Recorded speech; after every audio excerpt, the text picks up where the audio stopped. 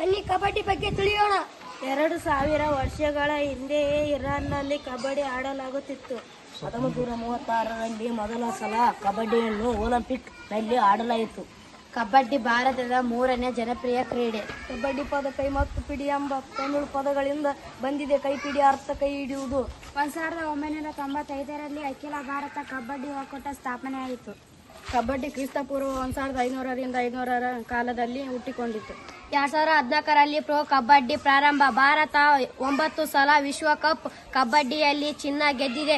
2014ರಲ್ಲಿ ಮಹಿಳಾ ಕಬಡ್ಡಿ ಲೀಗ್ ಪ್ರಾರಂಭ. 7 ಜನ ಆಟಗಾರರಿರುತ್ತಾರೆ.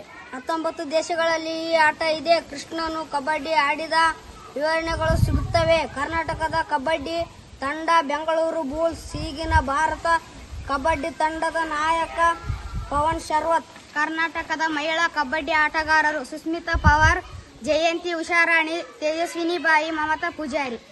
ಭಾರತ ಪುರುಷರ ಕಬಡ್ಡಿ ತಂಡದ ನಾಯಕರು ರಾಕೇಶ್ ಶರ್ಮಾ, ಅನೂಪ್ ಕುಮಾರ್, ಅಜಯ್ ಠಾಕೂರ್, ದೀಪಕ್ ಹುಡಾ, ಪವನ್ ಶರವತ್.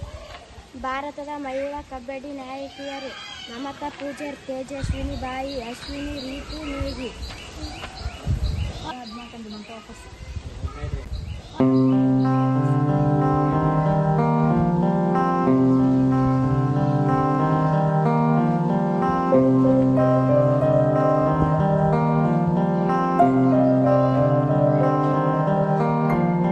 ದೇಶಕ್ಕೆ ಯೋಧ, ನಾಡಿಗೆ ರೈತ, ಬಾಳಿಗೆ ಗುರು ಒಬ್ಬ ತಾನೆ.